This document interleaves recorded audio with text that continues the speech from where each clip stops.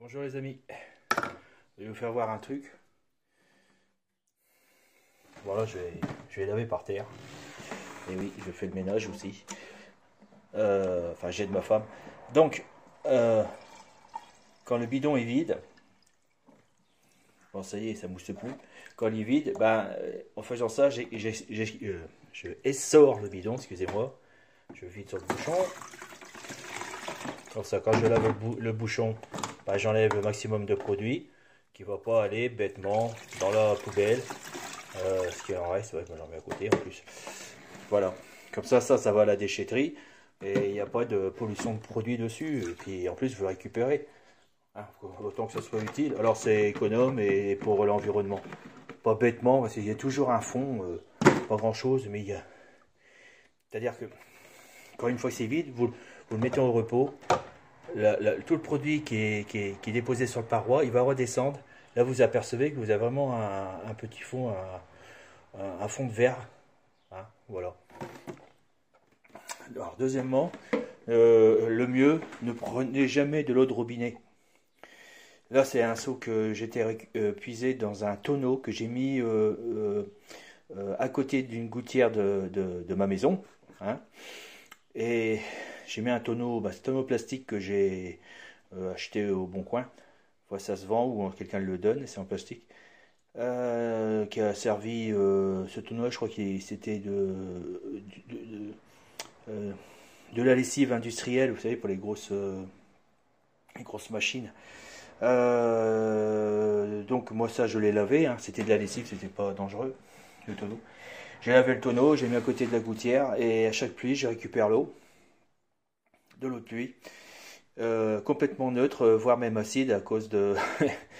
Non, on a des pluies acides, bon, il y a un petit peu d'acidité, ça peut nous rendre service pour détacher les taches sur le parquet, carrelage. Alors c'est une acide légère, hein, ma main elle est pas fondue, hein, ça pique pas. Hein.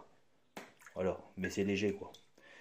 Donc, étant donné que c'est une eau complètement propre, et que vous mettez le produit pour laver par terre, forcément l'évaporation est amplifiée. L'eau dure s'évapore plus lentement que l'eau, c'est de l'eau distillée, offerte par Mère Nature.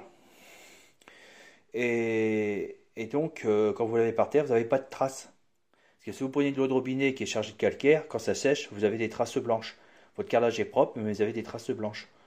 C'est voilà. Donc c'est gratuit. Si vous habitez une maison ou si vos grands-parents peuvent vous donner quelques bidons qu'ils ont remplis pour vous pour faire laver le sol de votre appart, je vous conseille. Même le parquet, il est génial. Donc vous avez quelque chose qui n'est pas chargé de calcaire, de silice comme l'eau de robinet.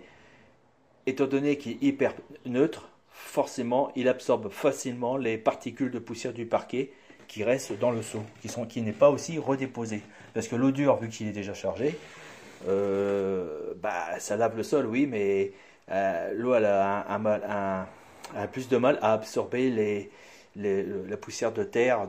La terre, c'est des minéraux, quoi. Et d'avoir une propreté un peu plus éclatante que... Voilà. Alors donc, après, bon, si vous voulez acheter de l'eau distillée, ouais, si vous voulez. Mais bon, après, ça fait un emballage en plus à mettre à la déchetterie. C'est un peu dommage. Ou alors acheter de l'eau distillée et puis jetez pas les bidons pour récupérer chez belle-maman ou chez votre maman ou papa ou une personne de la famille qui peut bénéficier d'un tonneau près d'une gouttière pour récupérer l'eau de pluie. Donc, et en plus, si vous lavez souvent avec l'eau de robinet, ça finit par blanchir, mais blanchir, il y a un dépôt de tarte, c'est obligatoire. Voilà. Bon voilà, c'est un bon tuyau pour vous les femmes que je vous donne. Certainement vous le faites déjà. Hein. Bon, ça c'est pour celles qui, pour les aider, pour celles qui n'ont pas l'idée quoi. Voilà. Allez, je vous embrasse tous, mesdames, et puis à bientôt. À bientôt mes amis.